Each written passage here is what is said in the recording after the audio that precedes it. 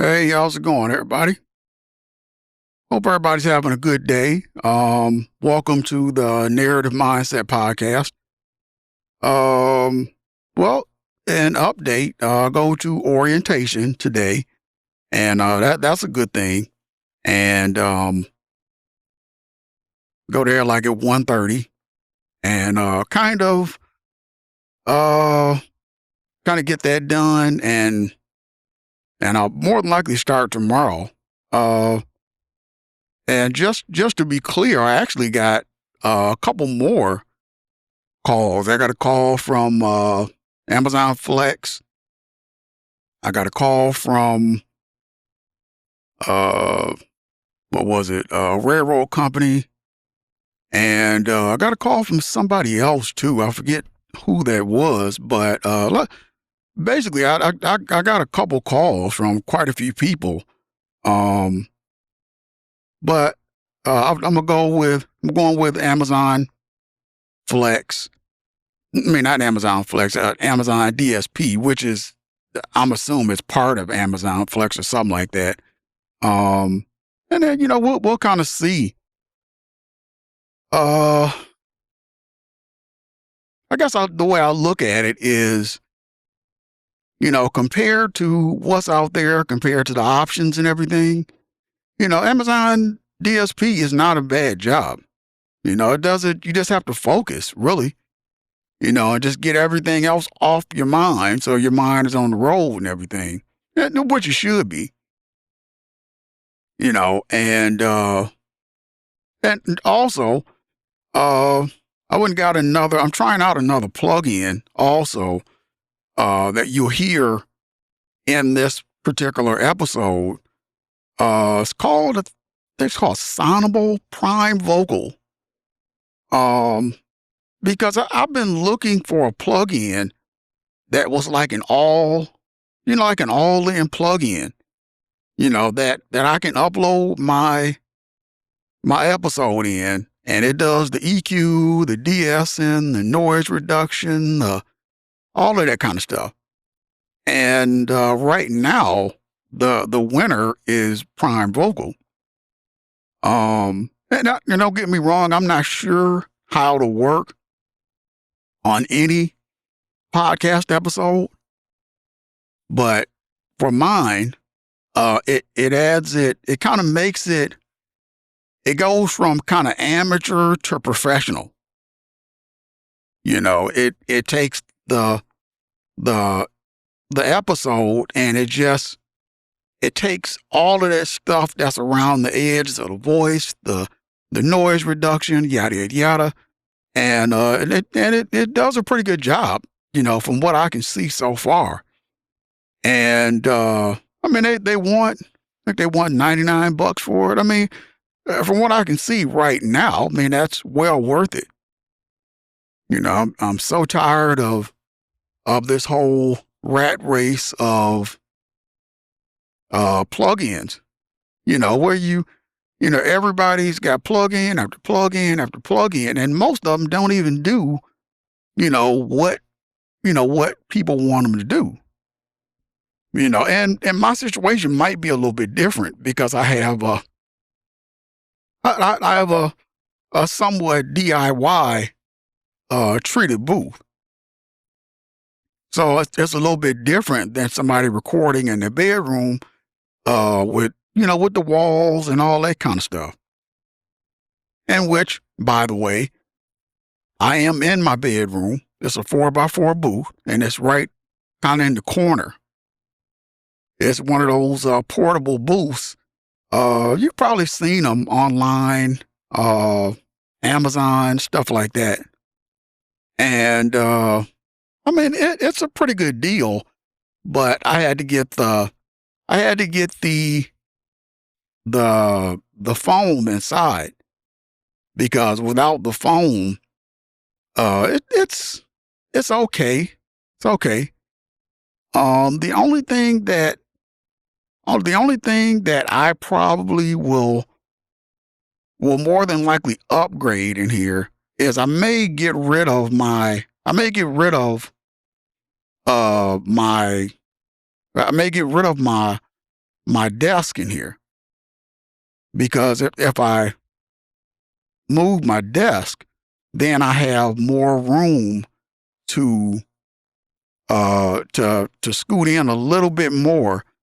So then my door is all the way, closed against the it's all the way closed against the front because I made that was DIY. Like I said, I took a moving blanket and I glued uh acoustic foam to it, and then I just hung it from the door with zip ties, and it kind of drapes back. You know, Once I pull it back when I go in here, and then when I scoot my chair up, then it just m- drapes right up against the door. So, uh, it's a DIY thing, and we all do different things as far as DIY is concerned. But I mean, it seems like it's a good uh seems like it's a good deal. Definitely seems like it's a good deal. So, um, but besides that, um, not too much else has been going on. I mean, all I can say is, hey, well, what a vacation. What a vacation. Like, it's I guess it's the vacation you really don't want, you know. I mean, you really don't have a choice, but I'm glad that I'm able to to do it the way I can do it. And I keep saying that because I want to encourage people, to get prepared so you don't have to or you're not stuck in one position. Because I see so many people that are, they get a job and they get a bunch of stuff at the job. And now, they got a car payment, they got a house payment, they got this other payment, and they're heavily dependent on that job and the paycheck, and something happens, and then they're nervous about, I don't want to lose my job, but I need my next check. I need this, and it's because they didn't do it, or circumstances prevented them from doing it because they were in a worse situation before they got the job. So I mean, you have to make a way to figure that stuff out. And it requires self discipline. Because it's all fun and games. Everybody's your friend, until you're in that situation. Now, everybody's busy. Let me call you back, yada, yada, yada. And I'm not saying that people have to deal with you while you're in that situation. I'm not saying that. I'm just saying that you want to be around the people who are there, whether you're doing good or bad. Whether you in that situation or whether you just got a brand new job, they're the same exact person. I was thinking about that. I think I was thinking about that yesterday. I was like, man, well, one thing that really burns me up, and I've been around people like this almost my whole life. One thing that burns me up about people is that I hate people that are people that are different around certain people. If you take a regular person, right, and we go around somebody famous, most of them, their whole demeanor is going to change. If you take them and you go around, I call them real dudes. Them real dudes that you already know is about that life. Then that person's attitude their demeanor is going to change. But I am the kind of person where, no matter who I'm around, I'm still the same person, still love to laugh, joke, you know, stuff like that. But other people, it's like when you're not around other people, then, they're laughy, jokey, we hanging out. And then once you get around somebody else, then all of a sudden you're looking at them like, okay, now you kind of snappy, kind of, attitude-ish, stuff like that. We were just joking around yesterday, and now, you all of a sudden you just, stone cold, you know, killer. Like, dude, I hate being around people like that. And also, I had to make a realization that I had to stop helping people. Because I'm the type of person that you can talk to, and you can ask me a question, and if I know, I'll just talk until you tell me to shut up. Because I'm trying to help you and lay out the situation for you. Me thinking in my mind that you're going to take that information and take it and do the same thing that I would do. Make a mental list, go home, check it out, follow the list, and keep it moving, and contact me, you know, only if it's an emergency situation where you just can't figure it out. But I keep running into people that are like, they want to ask you a question. Hey, can you let me know about this? Why would you do this? Oh, how you do this? And how you do this? And how do you do this? And how do you do this? It's like it's grown men that want you to hold their hand. And it's like they want you to, every question, you know, I had one guy that I used to work with, and he asked me about uh rideshare. So I was telling him or whatever, and the guy, number one, he called me on three-way. That was why I quit talking to the dude. Called me, I was on three-way.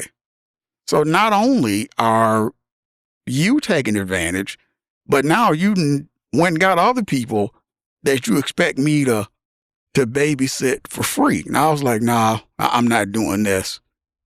And he called me one time and was like, the dude was just, I think the dude is lazy, because he called me one time and he was like, well, he wanted me, I was thinking what he was getting around to is he wanted me to tell him, what exact time to get out there, because he said, well, man, I don't want to get out there when it's slow. And I'm thinking to myself, what do you want me to do? To call you and tell you when it's fast out? Hey, man, you might want to get out as fast. All right, now it's about to slow down, give you, turn by turn directions as to when it's fast and when it's slow. Not to mention, I'm holding your hand and babysitting you through the process already. Willingly, of course, but it's like you get a realization of, like, dude, you need to stand up on your own 2 feet. No wonder, no wonder in this day and age, women look at men like they don't have any respect for us because, we as men, we've turned into like, gossipers. We turned into what women used to be. No offense, but we turned into what women used to be. Now men are the ones, standing in groups talking about another dude. Like, what? I wish I would. I'm to the point now. Let me be clear before I go down that lane. Let me be clear. Once you do the work on yourself, then you disassociate yourself from all of that drama. And that's what creates your peace, And, why not? Let's go through it real quick. Let's go through my process. And I'll try to be quick about this. And, when I say this, I'm not saying that this is in stone. I'm just saying that this is what I did as far as my process is concerned. So first, you want to figure out a definition of love. You want to figure out a definition of love that works for that works for this situation.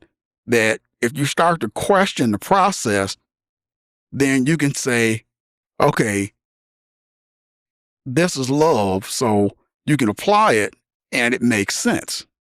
So, my definition of love is stuff you don't want to do. If I got, a wife, whatever, it's had a snowstorm last night. Do I want to go outside and sweep all the snow off her car and we both got to be to work, at the same time? Absolutely not. But I do it because I love her. I don't want her out there. I don't want her to slip and fall. I want her car to be warm when she gets in it. Yada, yada, yada. Plain and simple. When your kids are acting up, do you want to get off work when you're on your last point and you don't know if you're going to get fired, you got rent due, all this kind of stuff? Because they don't know how to act in school? Absolutely not. But you do it. Why? Because you love them. That's love. Stuff you don't want to do. Not stuff you should think about, but you know what? It is stuff you should think about. But love is stuff you don't want to do. But, okay. Now we know love is stuff you don't want to do. Next is you want to be in love.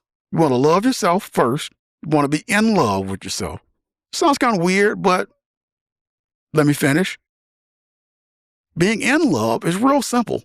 Being in love is really making that priority, making that feeling or action, doing something you don't want to do, you're doing it anyways, and making it a priority. That's the difference between love and being in love. Okay? Next, you want to love yourself and you want to be in love with yourself first. And who cares about it? Who's offended by it? Trying to pull you away from it or telling you shouldn't do it? Get away from those people. Because those people haven't done the work on themselves. It's number one. That's what you need to remember. Those love and in love. Next, you want to figure out if you're content in life. Because this is what's going to affect other people that you're around. And my analogy of being content is, okay, say, you're a woman, you got two guys, we're climbing a mountain with ledges, right? There's a safety rope, right? So we're climbing and, you're going a little bit faster than us. So you get to a point to where one of us is a little bit past the safety rope. One of us, we're still getting up. We haven't made it to the ledge yet. The other one, he's climbing and got a little bit of that safety rope. He's past it a little bit, right? You start to slip. Which guy are you going to fall towards? The one that has access to the safety rope or the one that hasn't made it to the ledge yet? Probably the one that's got access to the safety rope.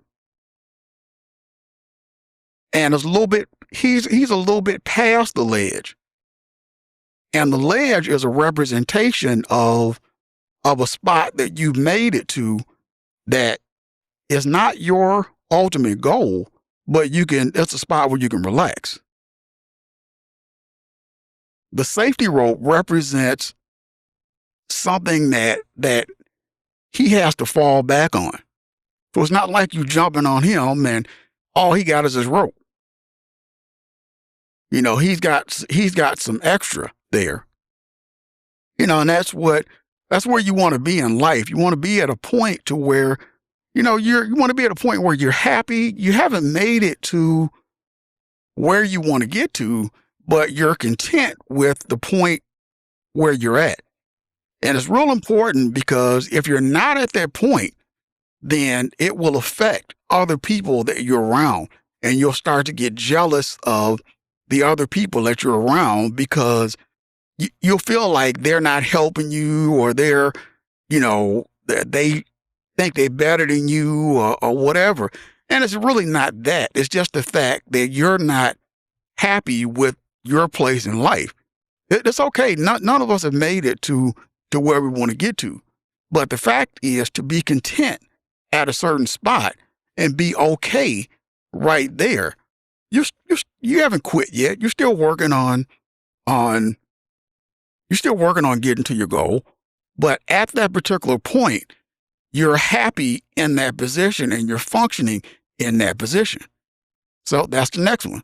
So we got love yourself, be content. Next, find your happiness. I remember Will Smith said it, allegedly, got to add that in there. Will Smith said that nobody else is responsible for your happiness but you. And I really didn't understand it when he said it. I don't know, it didn't really make sense. And also something about science too. I totally agree with him. But as far as your happiness is concerned, you need to find something that you like to do, regardless of the way everybody feels. This is something that you like to do. And you have to be intentional about all of this stuff. And you have to find something that you like to do, and it has to be to a point to where, you say something once, and if a person doesn't follow the rules, then they almost get cussed out. Because, look, I told you, this is what I like doing. Do you like it? I don't care. Do you want me to not do it as much? I don't really care. This is what I like doing, and that's what we need to come to an agreement on. And usually, another person, if they're also happy, then you two will get along fine because they feel the same way. They have something that they like doing. So therefore, they're not focused on what you're doing to make you happy. They're looking at you like, okay, I'm going to do what I'm doing. You gonna do you. I'll talk to you later. So that's happiness. So we've got through loving yourself. We've got through being content. We got through being happy. Okay, now we're at peacefulness. Peacefulness is basically anything that's not my business, I don't have anything to do with. I'm not making money off of it. It didn't happen in my house. Didn't happen in my car. It wasn't my, private parts. Child ain't mine, etc. It ain't my business. Most people ruin their own peacefulness because they're constantly worried about what everybody else is doing. What's your average, what's your average person's conversation? Average person's conversation is all about somebody else's business. Whole conversation. What she's doing, what she said, how she acted, yada, yada, yada. And it's like, once you wipe out all that stuff, then, your life actually feels really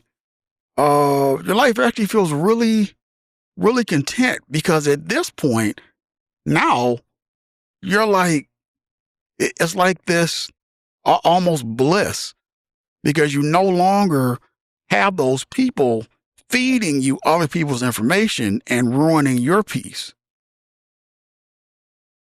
Because to me, that's what peace is all about. Peace is all about, peace is all about just being happy in your own space, worrying about you. I have to even think about that because I'm always thinking about other people and what they did to me and and how they acted and all this kind of stuff. I struggle with not thinking about that stuff. I'll think about it and I'll be, pissed off in my own head. I ain't seen these people in years. So that is something that I need to work on, but I don't let it affect. I don't let it affect anything else. So we got loving yourself, content, happiness, and peacefulness, and that's pretty much doing the work on yourself. So once you adopt this particular method, and you may get down the road and you may say, anytime we all have stuff that we don't want to do, right? So anytime you get down the road, you say, well, anytime you utter those words, well, I don't really want to. I don't want to do this. I don't want to, stop going to McDonald's. I don't want to, exercise today. I don't want to do this. Remember, I said love is stuff you don't want to do. So if you love yourself, then you do it. If you love the person, then you do it. Simple as that. And that's why I said you have to have a definition of love that you can apply to this whole thing, because down the road, you're going to question it.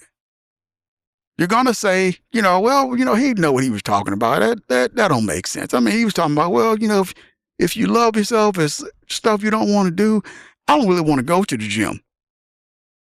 Stop right there. Are you going to go or not?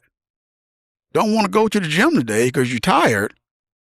But hey, if I love myself, I don't want to go to the gym, but I'm going to go anyways. So now that means you love yourself enough to say, okay, let me go to the gym. Let me do a little exercise, even though I don't want to. But I'm doing this because I love myself. Let me change my diet or whatever so I can get healthier. I don't really want to do it, but I'm doing it because I love myself. Let me,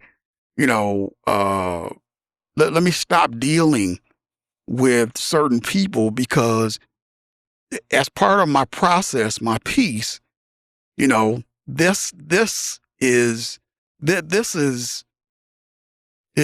what protects that. And that's what it's all about, because in the end, you're the person that matters, not everybody else. You're responsible for your own